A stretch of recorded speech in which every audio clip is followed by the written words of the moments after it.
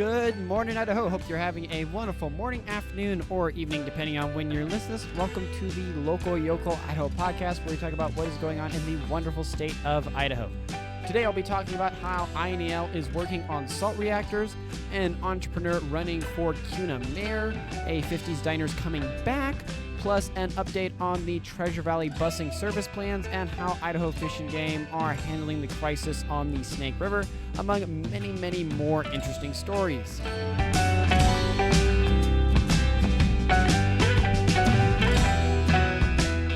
Hey, glad to have you here today. Please join me for the morning banter where I chat with you guys a little bit before we get into it. But I understand if you're short on time and prefer to skip the banter, you can use the timestamp that is down in the description to jump straight over to the stories. For those that stuck around and have the time for this, thank you. Welcome. Glad to have you here for the morning banter. Hope you all had a wonderful week. I most certainly did. I know the first half having a little bit of that nice rainy weather was nice. It was refreshing to have. And then it was a little nippy this week. I know I had to almost pull out some of the space heaters or different things, just trying to stay warm and have enough comfort, shall we say, in that way. But it was really refreshing and nice to have, and a wonderful time, I will say, if you're a book reader and you know what I mean, to be able to read a book and just sit back and enjoy that. But then it definitely climbed and warmed up. I remember I was sitting there kind of Saturday morning, and I cracked up out of bed, and I sat there and asked the Google Assistant, what the weather report was today. And it's like, oh, it's going to be 80. I was like, what? It's going to be what? And I just had what the last week? It was like the high was like 50 or 60 or something. And now it's 80. That's Idaho for you. I won't harp too much on the weather, shall we say. But hopefully you enjoyed the week. Hopefully the rain didn't throw off any of your schedule and different things, and you were able to make the most of the beautiful weather that Idaho usually gives us, shall we say. Also, I hope you enjoyed John being on last week as the co-host. I was going to have him on this week, but sadly, and kind of my own fault, I didn't quite get the script for the podcast ready on time and enough window to be able to do stuff with him. So sadly, he's not joining me for this week's podcast, but we are aiming to have him on next week. So if you enjoyed that and are looking forward to having him back, don't worry. We're trying to do that. I'm trying to make that a little bit more of a regular habit. I'm also trying to make sure this podcast comes out a little bit more regularly on Sunday this week. It may or may not. I'm not sure. I have a feeling probably not, because life and human things, we'll put it that way. But kind of in some political talk, which I know I don't want to try to get into that a ton, and some people like it, some people don't. But one thing I did want to share with you guys here is a little bit of some talk about politics. I know this is morning chat and it's not like news and stuff, but I try to keep the stories we talk about to be more Idaho news and not national news.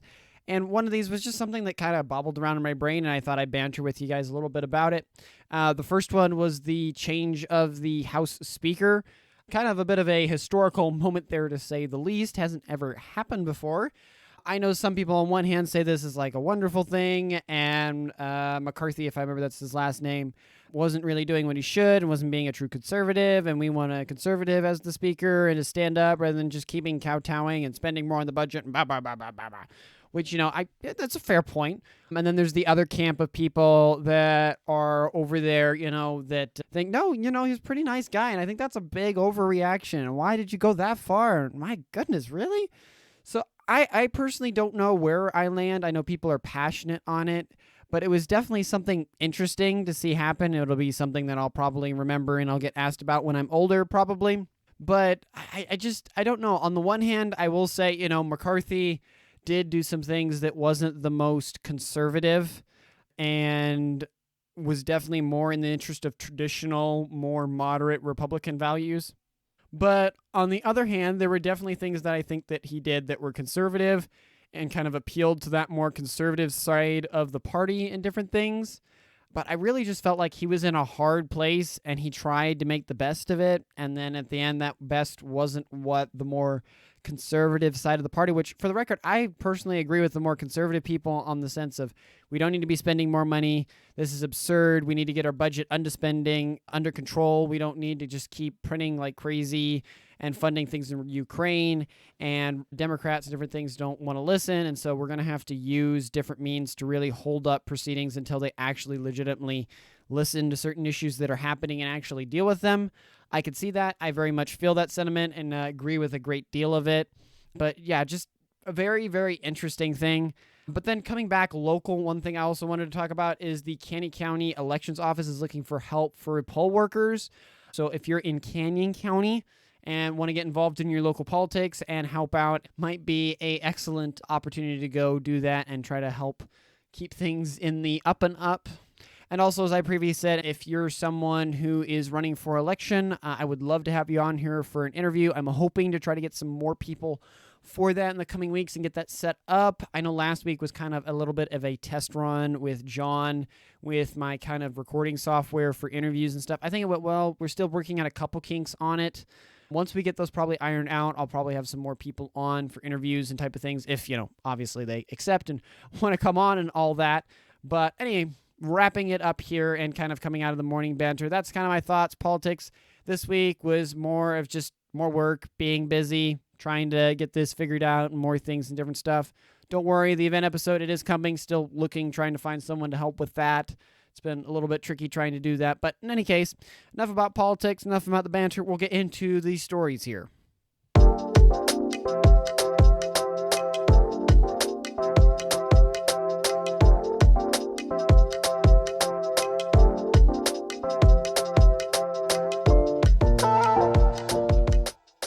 Starting with our first story here, INEL makes groundbreaking experiment. This comes by the East Idaho News by Corey Hatch.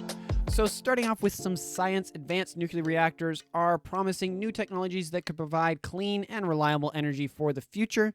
One type of advanced reactor that is gaining attention is the molten salt reactor. For those that haven't been following molten salt reactors, yes, I am a nerd.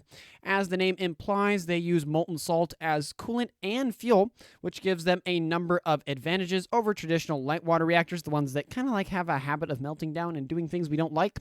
Molten salt reactors are more efficient, safer, and generally generate less waste. In fact, back in the 60s, Oak Ridge National Laboratory operated a molten salt reactor experiment that demonstrated the safety and reliability of this technology. However, molten salt reactors have not been commercialized since then, and now here comes the Idaho part, researchers at Idaho National Laboratory are working to advance molten salt reactor technology. They have recently conducted the first experiment to irradiate a molten chloride salt filled with enriched uranium.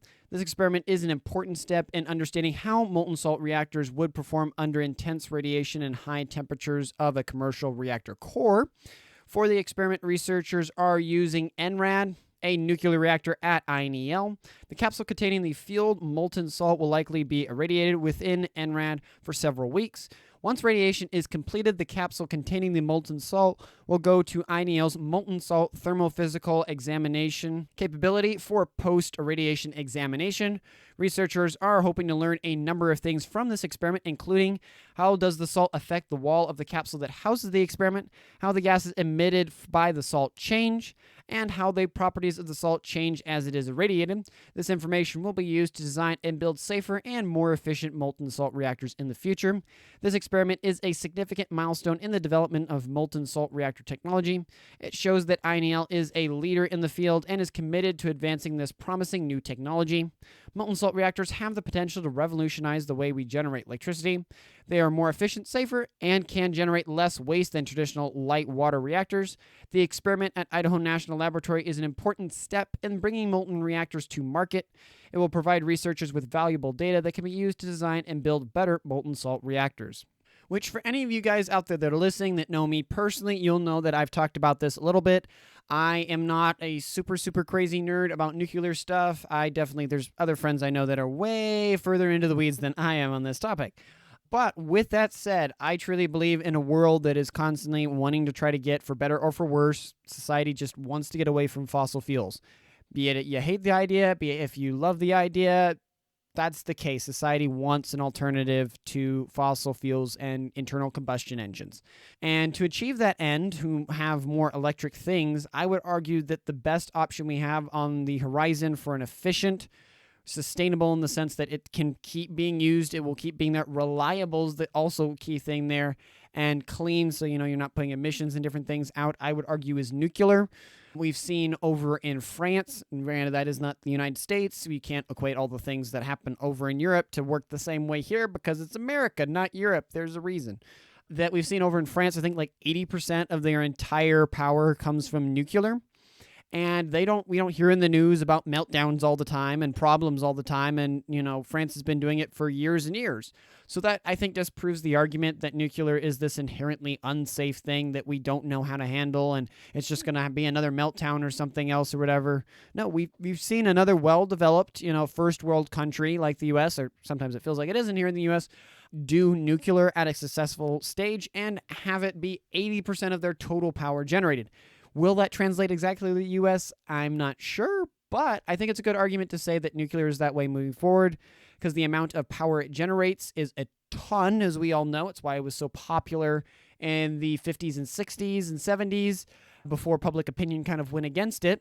But on the flip side, it also kills one of the problems that most renewables have, like wind and solar. They only work at certain times. Nuclear does not matter. That baby is constantly running. It can always generate the power. You can ramp it up, ramp it down, just like a coal plant, and it meets all these wonderful needs. Now, the one detractor, and the reason I know a lot of people have kind of moved away from nuclear, is the waste part. That, like, okay, cool. If you can make the reactor not melt down, if you can do all these things, cool, but we're just generating all this nuclear waste that we can't do any with, and we just have to, like, stick it in boxes or caskets or bury it, which, honestly, I was, like, listening to someone from, like, a traditional nuclear reactor. When the waste is done, it's, like, the size of, like, a large soda bottle or whatever, and they can bore a hole and just send that sucker into the core of the earth, and it doesn't matter. I feel like that's a pretty good solution, but in the interest of trying to make improvements, I would say these examples of molten salt reactors or molten salt thorium reactors. Thorium's another cool thing. It's actually kind of a fun fact. Originally in the U.S., we were going back and forth because there's different materials that are radioactive. We were going back and forth in the early 60s and 50s when nuclear was kind of coming into itself and the nuclear age and all that. What type of reactors did we want to build and develop, invest our time in? Do we want to do uranium? Do we want to do thorium? Plutonium? I can't remember. One of those, I have a feeling as I'm speaking these because I can't remember what I'm at. One of them is a derivation of the other where it's like refined or something, but I could be totally wrong. I know thorium's its own thing. And we ended up going with uranium because when you get that refined and the byproduct that comes off all the nuclear reactors, you can turn that into weapons, which, as you know, in the U.S., we love to make our bombs. We like to make things go boom because, that's fun. Boom, boom, fun for Americans. We have an entire holiday, and for our birthday, we blow things up. So kind of expected for the Americans to choose the boom booms thing. And so that's why a lot of reactors and a lot of the research went in to reactors for uranium, because it could then be turned into weapons grade. I think plutonium, if I'm remembering correctly, just weapons grade something nuclear. I'm blanking the word at the moment. And so with the loom of the Cold War and the need for more nuclear materials, like, oh, cool, we could generate all this power, and then we can also generate by ictofactor at the same time that we're generating power. We can generate a ton of the needed material for war weapons, basically, for the Cold War if we ever have to launch all these suckers. Thankfully, that didn't happen. But one of the things that was there is thorium. It isn't as radioactive as uranium. But the cool thing is, one, it can't be turned into weapons. That's the main reason it wasn't chosen in the beginning, which is actually kind of optimal in this modern kind of peace age as we're in. But also, it has a far, far shorter half-life that instead of like uranium or something where it's like, oh yeah, that'll not be irradiating things for, after, a couple thousand years, then it'll stop. Yeah, it'll be fine. Thorium, on the other hand, it's still got a half-life. I think it's like 30, 40 years or something like that, but that's way, way more manageable than the alternative. And so I know a lot of these molten salt reactors that they're toying with, they're using thorium in it as well. So even the byproduct that's left over, the amount of time it takes for that to cool down, or not cool down, what's the word I'm grasping for? If John was here, he'd just be like, boom, I got it. To become inert, we'll go with that word for the moment. For them to become inert is a lot less. I'm really cool to see this. I know the molten salt idea is like with a normal nuclear reactor, you have the fuel rods and then it excites for steam. And then that steam then is used to drive a turbine, which then creates electricity with more traditional reactors. Rather than these, the coolant is the fuel. So it's this like molten salt that's moving around. I don't 100% understand how it works, but it's like it is causing steam to be generated. But instead of having to have these waterways and different things like other reactors and stuff that could get hurt or damaged, and steam and pressure and all these different things, the fuel itself is the coolant, which is kind of weird, but the fuel is hot, but yet it's cold. So meaning like if you drain all the coolant out real quick into a basin or just drop it and stop the chemical reaction in the molten salt, then there's no problem, which I think is super cool. I don't know enough about it. I know I need to do more research. I know just recently, I think this last year, they approved, I think it was like not last year, this year. It was like the first half of this year. I think it was like March or April in the spring. They approved the first thorium, and I think that was a molten salt reactor variant for a micro reactor, which is a whole other topic, which I'm not going to get into. But I think this is super cool to see, and it's exciting to watch as INEL is definitely doing these experiments and trying to prove this and definitely trying to show the public that it is a safe and reliable thing, and plus also doing their due diligence to be like, we think it's going to be safe, let's try it in a controlled environment. So if things go wrong, we've got it under control. Now moving on to our next story and kind of slightly coming into politics again here. Entrepreneur running for Kuna mayor. This comes by the Boise Dev by Sydney Kidd. Over in Kuna, Kristen Sandhu, a former circus performer and an entrepreneur, has announced that he is running for the position of mayor in Kuna. Sandhu has decided to run for office after the birth of his daughter earlier this year and his aspiration to make Kuna a better place for her to grow up in. Sandhu's platform focuses on an increased transparency in the government, improving the city's infrastructure, and promoting local businesses while balancing the city's growth. He believes that the rapid growth of the city is causing issues that need to be addressed before they become worse. Sandhu thinks the infrastructure of Kuna is struggling to keep up with the number of developments being built, and he aims to pursue grants to help the city improve its roads and infrastructure.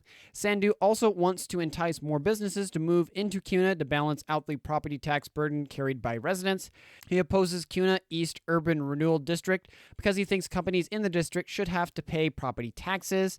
Sandhu believes that organizing city events and getting involved with youth clubs can help unite the community and bridge the gap between long-term residents and newcomers. Sandhu is running against incumbent Mayor Joe Steer and President of Kuna Chamber of Commerce Bobby Ross Didio. Sandhu believes he brings more enthusiasm, motivation, and more forward-thinking attitude to the race. He takes issue with the city's use of executive sessions in public meetings, and he thinks public officials should disclose more details about what is discussed in the executive sessions. Sandhu's campaign is based on the interests of the future and the community rather than his personal interests. He believes that any politician should look to the future and understand that it is not about their own interest, but about the interest of the community and the future. Sandhu's vision for Kuna is to make a better place for his daughter and for all the children who grow up there. Which I am not saying the reason I'm talking about this is because I'm endorsing him or something like that. Far from it. But one of the key things I wanted to point out in this is I think a growing thing happening in different elections, I think around the country. You see that with the national level with Donald Trump and then Vivek Ramaswamy that's running. Yay, I got his last name.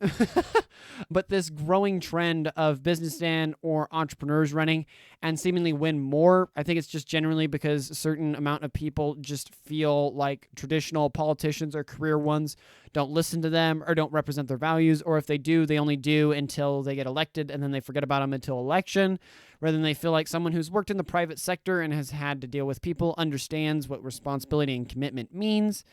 And so I wanted to kind of point that out, especially also to just keep you over there in Kuna aware what's kind of going on with that. I really, really wish I could cover like every single different race that's going on in the state and stuff, but there is just so very many that are going on. And sadly, normally, with a topic like this, I would sit here and say, okay, which one of these are the most controversial and which one of these are the most important and getting talked about? But like the whole reason I started the podcast, it's hard to find a lot of conversation on it. I mean, there's Twitter, but Twitter is always fighting and arguing about different stuff and opinions and pieces and things. So it's its own problem. But this was something I definitely wanted to point out, and especially with the entrepreneurial element that is involved in there. I can see what he's coming at there. I know Kuna, I haven't looked at the exact numbers off the top of the head, but I've heard that tax prices in Kuna are really high. I assume that was because of the new water treatment facility they kind of put in there recently that raised those prices so high. Maybe it's because of the fact that there's more residents than there are businesses, and businesses generally generate more tax revenue than just people paying property taxes, and thus the city, to try to meet the budget of all the things that have been voted on and everything, it's had to raise the taxes so high to compensate. I have no idea. But it definitely sounds like a worthwhile cause to look into. Also, I very, very much agree with his last point in here, and it's the one I wanted to kind of focus on as well, which is I think more and more people, and me included with this podcast, want to get involved in their local politics. They want to do something, that they see what's happening on the national level with this political corruption and the left and different things, and like, hey, at the end of the day, we live in a constitutional republic, and I want to represent myself, and I want to keep my elected representatives accountable. And so people go and they want to get involved and they want to do that. But they also understand that they have a life and they've got lots of things to do. They got the kids, they got the work, they got the school, they got the church, they got all the things, right? And one of the things that a lot of our, especially local institutions, should be doing is, especially with like city council meetings, having posted before the city council meeting, what's the agenda, what's going to be talked about, what's going on, so that people can sit there and then look at it and be like, most of this isn't really relevant. And even if there's people there at the city council I don't like, I really don't care which way they vote on these things. And so I'm not going to go. I'm just going to save myself the time. But also on the flip side, it gives people the ability to look at that schedule, look at that agenda and be like, oh, I definitely want to be there. I definitely want to have my voice heard on this housing development that's near me, or the budget that the city is approving for different zoning things, or yada yada, or what's going on, or who's running, or whatever myriad of things. And I do agree with him here. Some politicians, maybe intentionally or unintentionally, are like, well, we don't want to cause fighting and stuff, so we're going to go to a special session. We're going to separate it from everyone else so there's not fighting and people aren't going back and forth and all the drama that makes. And we want to avoid the drama. Well, sorry, bud, this is politics. And part of politics and part of the interaction between people is you have this conflict. You have a warring between one side or the other. I would argue one side objectively has to be right or wrong. Both can't be right, usually on some topics. Granted, that's a different discussion. And you need that war back and forth of ideas, so that at the end of it, hopefully the best idea comes forward in the discussion. So you don't need to go to these private sessions. You need to be open. So one, you can be accountable. And two, you might hear ideas and discussions that will help you make a better policy. And that's all of what what's the word? I'm blanking it again. See, this is what happens when I do this. A constitutional republic where we keep our elected representatives accountable and also are able to keep them involved and give them ideas, because they're only human, and having us all work together, hopefully we can come up with better things. But in any case, in simple terms, there's a gentleman that's an entrepreneur running over there in Kuna. If you're someone over there, please message me, even if you don't want to interview or something, but just let me know. What do you think? Are you looking forward? Who do you think you're going to be rooting on, or different stuff? Is there a particular person in that race you would like me to know about? Is there certain drama or stories or news that you'd like to share about this that I didn't know? Because I would love to hear it and talk about it on here, because I love everything Idaho and keeping you guys informed of what's going on. Now, moving out of politics and a little bit into the tasty things. Our next story here is beef straight from the ranch to the Treasure Valley. This comes by the Boise Dev by Ann Daly. As an Idaho resident, you may have heard of Thomas Cattle Company, or TCC. Hopefully, I'm probably going to say way too many C's when I'm reading my script on this, but oh well, I'm going to use the acronym.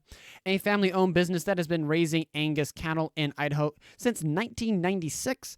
In 2020, TCC made a significant change to its business model by keeping a portion of its cattle and its ranches in Owyhee County, raising them from birth to butcher, and then selling them directly to customers in the Treasure Valley. One of the main differences between buying from TCC and buying from other commercial beef businesses is that when you buy from them or any other local farmer or rancher, you are helping them to keep more funds from the sale and secure the future of agriculture in America. As inputs continue to skyrocket, it is a growing trend for farmers and ranchers to sell directly, as it may be their only means to survive in the future economy. TCC raises both commercial Angus sold nationwide and sells beef directly to consumers in the Treasure Valley. 90% of the company's cattle are raised at its ranch across Owyhee County in Idaho, and 10% are raised at a ranch in Ironside, Oregon.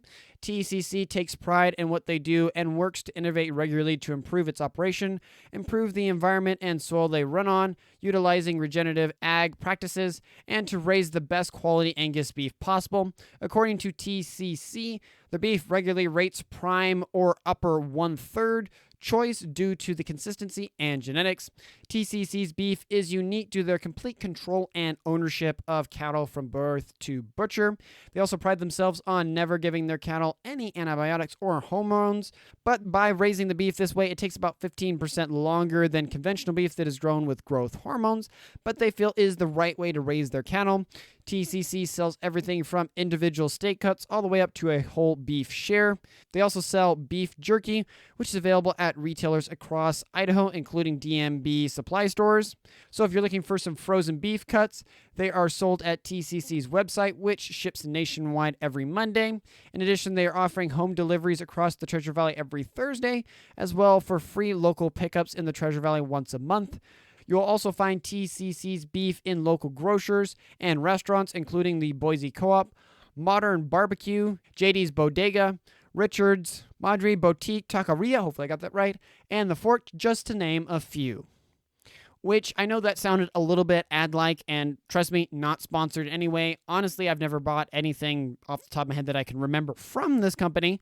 But with that said, that is definitely, I think, a growing trend you're seeing with a lot of agriculture and cattle raisers of being like, hey, we did used to sell directly to consumers that like maybe they'd go to the local grocery store and then sell it there, and then people would pick it up, or you'd go to the butcher, different things, and grab it, and so you wouldn't have this super big in-between and different stuff between ranchers and things. But with the way that the economy is happening in grocery stores and them doing a lot of stuff overseas and having to compete with all that and everything, it's been very interesting to see. And I think it's a good thing that you're seeing a lot of these different local agricultural ranches or farmers and stuff using the power of the modern internet and stuff and saying, hey, we do not need to use that in-between guy. We will just ship it to you, or you can come and pick it up because we're close enough, which I think is awesome. It's also cool to hear that there's a company that they're trying to stay away from a lot of the shots and different things and hormone stuff. I understand some people say that's bad. Some people say it's good. I would appeal to you to just do some research and look at the Amish. They are doing great, and they have a habit of avoiding these things. So I'm not saying it's not, causation isn't correlation there, but there's a case to be made. But definitely a growing trend that you're seeing. Also, I think I talked about it a few weeks back. There was like a farmer's market or whatever that, or maybe it was, I can't remember, it was a co-op or something, but they made like an app or whatever where it was like, okay, cool, we want to keep this farmer's market thing going, but when the weather's bad, it's hard to have it outside and people don't always want to be there and yada yada. And so making an app for like local pickups, and then, the farmer already knows what he needs to sell, and he just comes there, and then he gives it, and then you get your stuff, and they get the money they need, and they make more of the profit that they wanted, which is always great and wonderful. But definitely cool to see. I don't know how much more of a price hike it is between getting it at stores at discounts and stuff. I do know, I think it was like Good Ranchers. You hear that all the time on like the Morning Wire and stuff. I've been tempted to get them because you can like buy a bundle of meat with them, and they try to make sure to buy within the U.S., and then when you buy their bundle of meat or meat subscription or whatever, it's like locked at that price. So it might be expensive right now, but in theory, like down the line, if inflation's still being crazy, you're getting it way, way cheaper than any of the other stores or people around you, which might be a good thing, might be a bad thing. I don't know. Take a pick there. But it's really cool to see an Idaho business kind of following that trend, and one trying to keep it here in Idaho, and that you can just go and be like, hey, I need to talk to you about this and ask about it. And you can just have that kind of local conversation with someone that your meat's just coming right over the hill like it used to, right? Now coming to our last one and our fun one here, a little bit of a blast from the 50s. 50s Drive-In makes plans to reopen after 18 years. This comes at East Idaho News by Kamala Hines. So over in eastern Idaho, there is a drive-in called Polar Bear Drive-In, which was a fixture of the Preston community from 1952 until it closed in 2005. Now it is being resurrected by a company many in Idaho and beyond will recognize. Hemsley Ventures, founded by Crumble Cookie co-founder and Preston native Sora Hemsley, has dreams of returning the town of Preston to glory. And as Hemsley Ventures Chief of Staff Ashley Breton said, reviving the polar bear is the first, quote, big step, end quote, in doing so, with more on the way. Britton and Tana Checketts, who is the director of restaurant operations for Hemsley Ventures, told East Idaho News that bringing the polar bear, which has been renamed to Polar Bear Eats, back to the town was massively important. Quote, it was a town favorite. It was an iconic brand, a classic. said Breton. It was a favorite place to go, a favorite place to hang out. Added Chickets, who grew up in Preston. It's so exciting, I lose sleep over thinking about opening. I can't wait. End quote. The grand opening is scheduled for Friday, November 3rd. For the sake of history, the Polar Bear opened in 1952 as a walk-up window diner with no dining area. Chickets recalls that later they added seating and eventually an indoor dining area. Polar Bear Eats will look to fully capture the nostalgia of the classic diner feel and will not offer an indoor dining room. Instead, customers will be able to order at a drive-through window, a walk-up window, or from a parking lot, as well as online for delivery. They will be then encouraged to enjoy the outdoor space. As Brenton said, the restaurant will look to provide a comfortable and innovative space where customers can look back on old memories while making new ones. When plans to bring the polar bear back from the dead were first hatched, Hemsley reached out to its former owner, Steve and Dixie Larson. The Larsons gave their blessing, Britton said, and have been involved in the revival process. Along with the classic atmosphere, Polar Bear Eats will feature a menu similar to that of its predecessor, with only the highest quality ingredients, Bretton added. The traditional cheeseburger, french fries, grilled cheese sandwiches, corn dogs, and of course milkshakes will be a mainstay, but the Polar Bear Eats will also offer weekly specials. Some weeks the special will be an item that some expect from a drive-in, like the BLT sandwich it will offer in week 1, but other weeks it might be something a bit more out of the box. Because Polar Bear was known for having the best milkshakes around, Bretton warns people to be on the lookout for unique flavored milkshake specials. You can keep track of what's going on at the Polar Bear Eats, including upcoming specials, by following their social media account on Facebook, Instagram, and TikTok. With that said, the restaurant's mission is to, quote, craft unforgettable experiences and to deliver the irresistible taste of nostalgia. Britton said the grand opening will be an event. The company will create a 3D playground of sorts where children can play with polar bear statues and igloos while eating.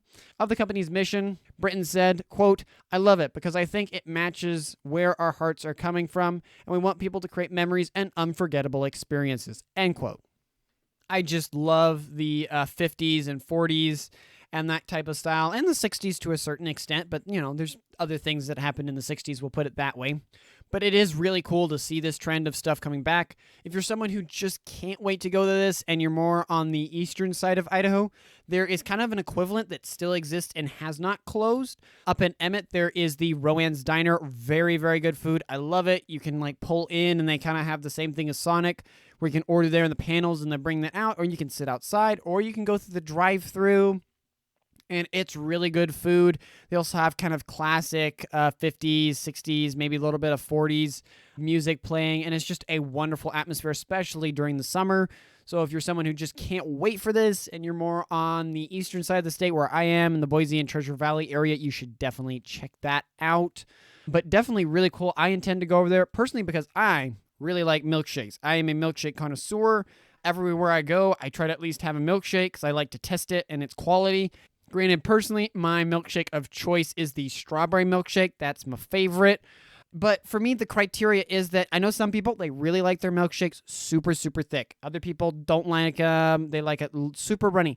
I personally believe a good milkshake is somewhere in between. It needs to be nice and thick. That's why it's a milkshake. That's why it's not like a frost milk drink or something. It's a milkshake, and it's not ice cream that's super thick like putty or a Blizzard from Dairy Queen or something like that. It's a milkshake. And so it should be a bit thick, but it should be not so thick that I can't get it through a straw. A milkshake should not be something I'm spooning. It should be something I can drink from a straw. And then also, secondly, a lot of milkshakes you get that are low quality, in my opinion, they will use powders and stuff. And I don't have a huge issue with powder, you know, doing a premix that you're putting in there for the flavoring. But a lot of them, it's really, really hard to get that to mix properly, and it doesn't taste grainy. A lot of Sonic's milkshakes, the flavor is great, the consistency is great, but they use a powder in it, and sometimes regularly, actually, I will add, depending on the Sonic, you'll get a drink of it, and it will be grainy. You can taste the grit from the mix or powder or whatever they mixed in there, and it's not good. Also, with having chunks of different fruit, or if in my case, strawberries, if it's a strawberry milkshake, if it's something else, having different chunks in it, having those chunks of legitimate strawberry is what seals that deal. So you want it cold, you want it creamy, you don't want it too thick, you don't want it too watery, you don't want to use powder, you want to actually use the real stuff. That, for me, is a great milkshake. If I had to say the best one I've had, probably over towards Brownlee. There's a place over there, would recommend it. I'm not going to say the exact name of it. You can go discover it for yourself over there. But if you're talking like the biggest like fast food chain, hands down, I think Chick-fil-A out of all the fast food chains has the best milkshake. At some point, I should probably do a video. That's an interesting video, have like a bunch of milkshakes and do a blind taste test to see if I can tell the difference between them. That would be cool. I would be very sad if I messed up and I didn't choose the Chick-fil-A as being the best one, because that would be sad. Maybe Wendy's would beat it. I don't know.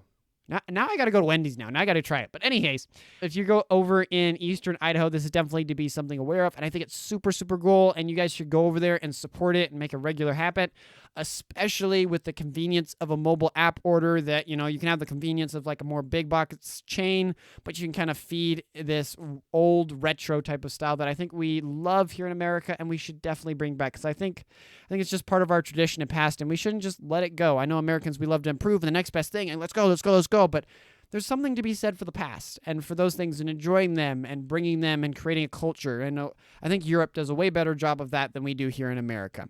But in any case, something to be aware of. Go check it out. Also, if you're on this side of town, go check out Roanne's.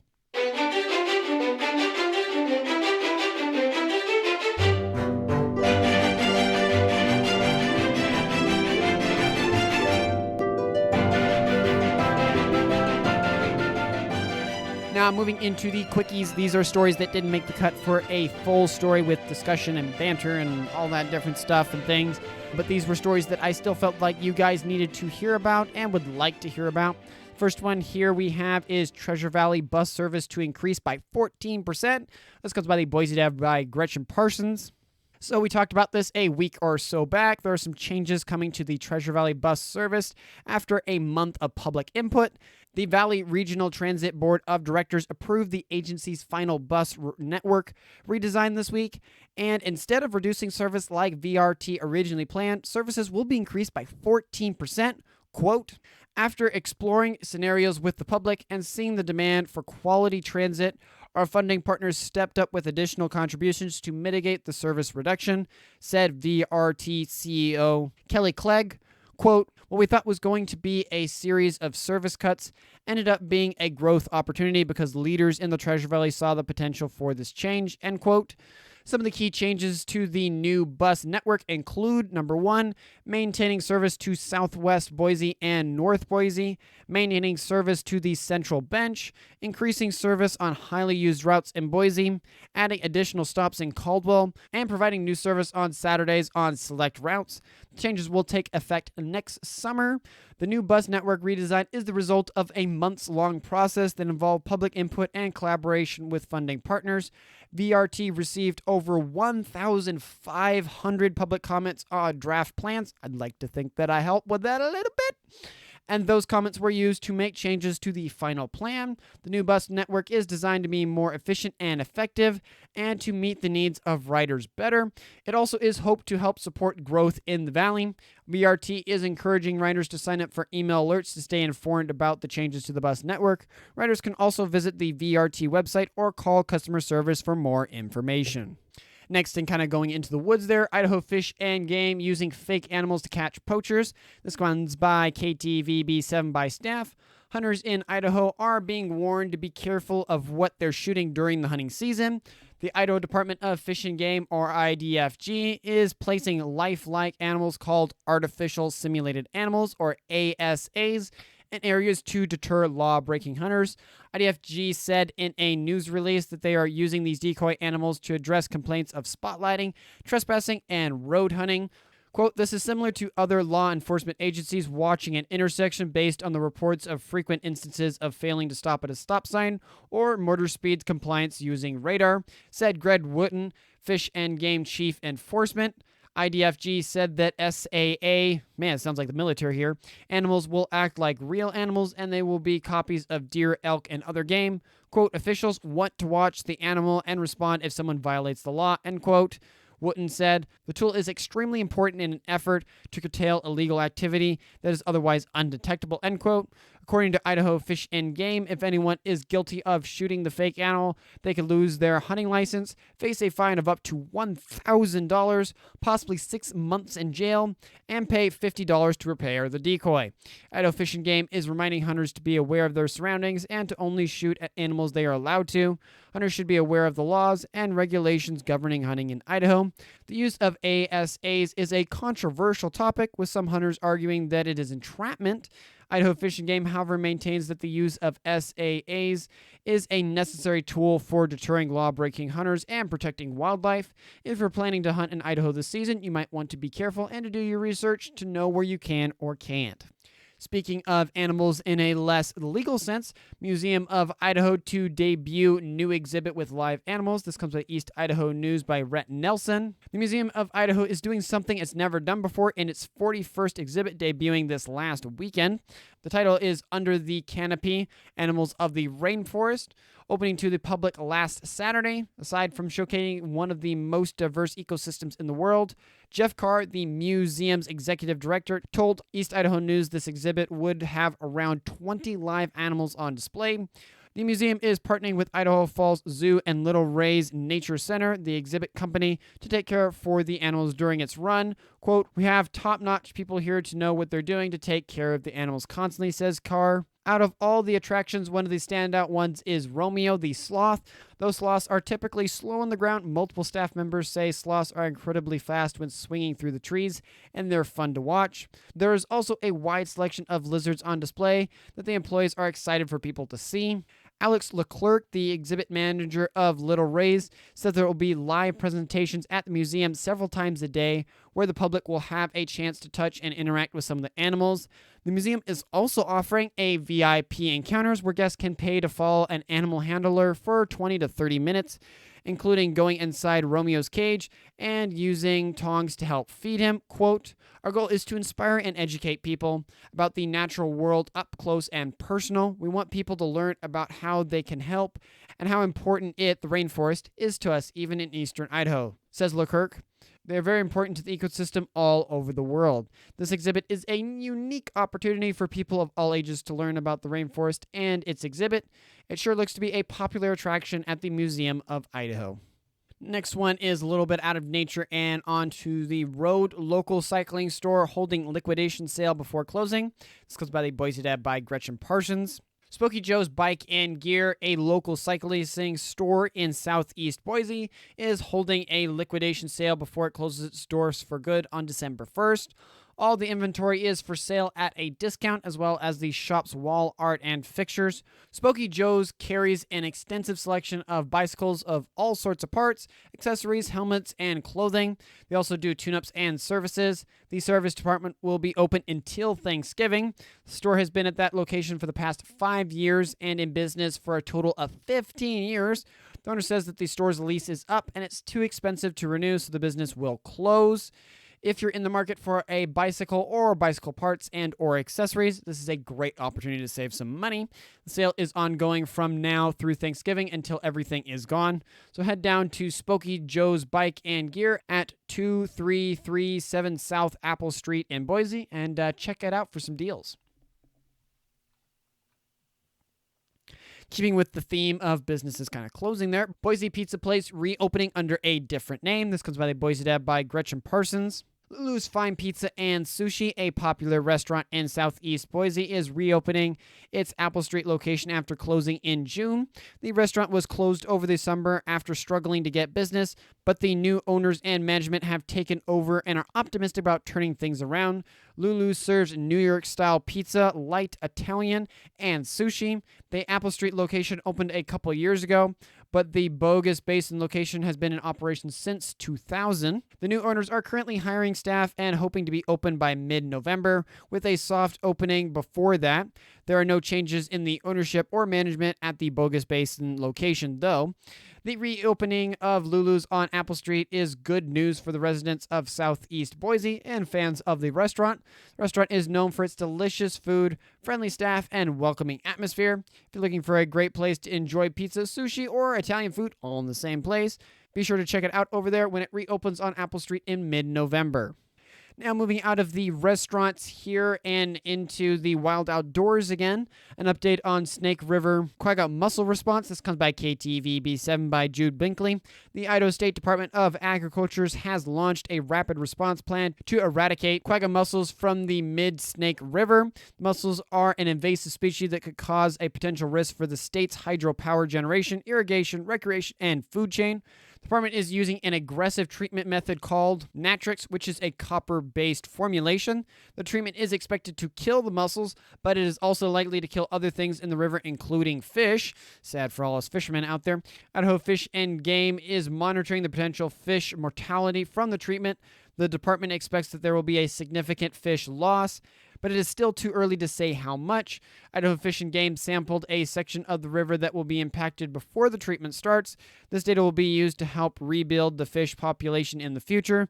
The department plans to rebuild the impacted fish population through translocation and stocking from fish hatcheries. The Natrix treatment will take place over 10 days until October 13th. The copper-based formula is expected to break down in a 16-mile dissipation area as it moves downstream. The Snake River treatment is part of the state's plan to eradicate the quagga mussel. The invasive mussel could disrupt the Snake River's food chain and change the size structure of the fish population in the area. Idaho Fish and Game says that this is an evolving situation, and biologists will continue to monitor the treatment area. For more information about the quagga mussel treatment plan can be found on the Idaho State Department of Agriculture's website. Briefly, just going to tap on this next one real quickly. 10th anniversary of the Village. This comes by KTVB7 by Hector Mendez. For those who don't know, the Village at Meridian, an outdoor shopping center in Meridian, Idaho, is celebrating its 10th anniversary. There was a celebration last Saturday that included plenty of activities for all ages. Many shops and restaurants at the Village, including La Creme Frozen Yogurt, Kuna Grill, Big Al's Village Cinema, and dozens of other stores, had specials and other activities to celebrate the anniversary. There were activities near the Fountain Square for kids, such as face painting and an opportunity to meet with the authors of a few children's books. There were also performances from the Boise Circus Guild, Recycling Mind Comedy, and many more. Crawford said during the last decade he had seen the Village slowly become a central hub throughout the entire Treasure Valley. According to Crawford, there is more growth coming to the Village. In this next stage of expansion for the Village, more stores and restaurants will be added, and a luxury apartment will be popping up on the property.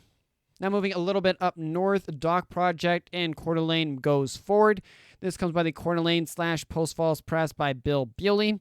The Coeur d'Alene City Council has approved a plan to replace the 3rd Street mooring docks next to Tubbs Hill.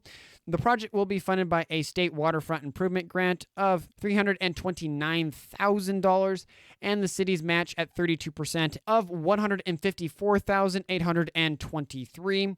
The wooden docks are close to 25 years old and have pretty much reached the end of their life. The new docks will be rebuilt with composite deck and steel frame with polystyrene floats, which are expected to last closer to 50 years. Boat users pay $2 an hour or $25 a day to tie up their boats at the 3rd Street mooring dock.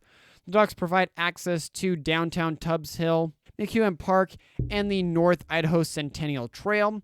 The city will use its front water improvement fund from boat launch fees to improve the grant match dollars and cover the remaining project cost. Councilwoman Christy Wood said while some have expressed concerns about accepting government grants due to strings attached, the docks need to be replaced and gave praise to City Trail Coordinator Monte McCulley. Councilman Dan Gooden noted the grant requirements are pretty basic, such as not discriminating and filing standard information reports. And coming to our second to last story and kind of dipping back into politics, Idaho Republican Party and Bingham GOP update. This comes with the East Idaho News by Logan Finley. For those that may have remembered from a week or two back, there is a dispute between the state Republican Party and a local party.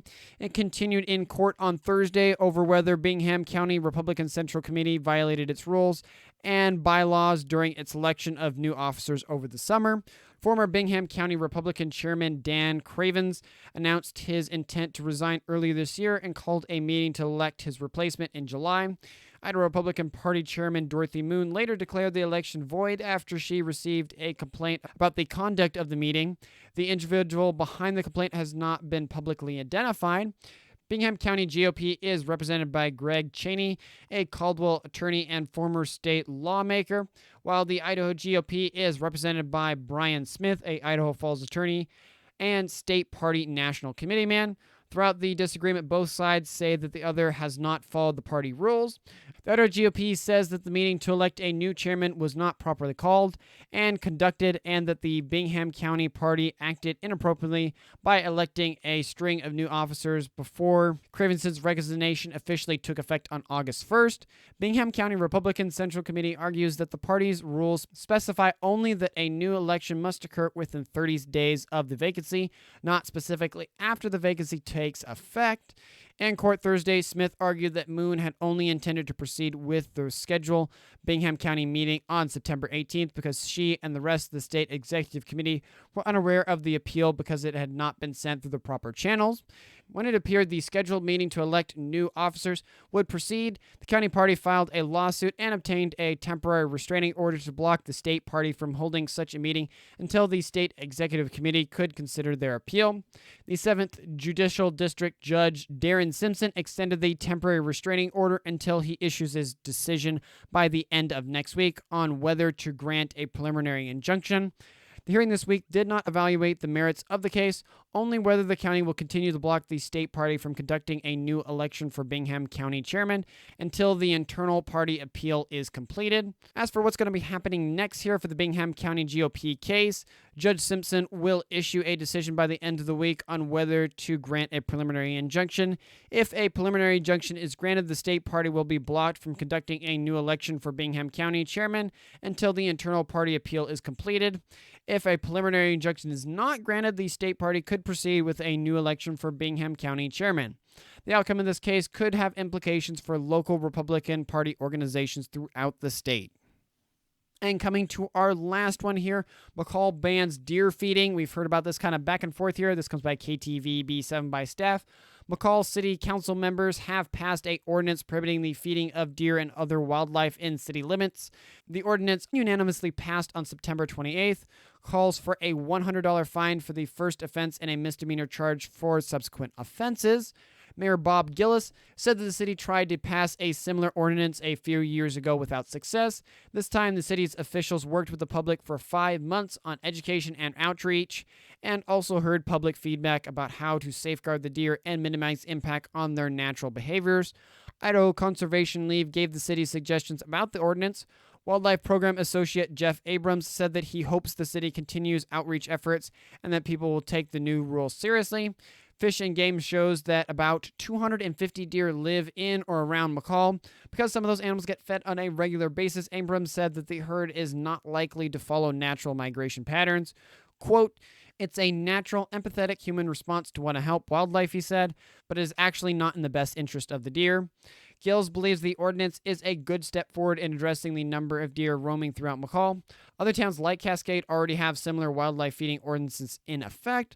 McCall's new ordinance, which goes into effect next week, does not include birds and squirrels. To learn more about the ordinance and wildlife in McCall, people can visit mccallwildlife.com.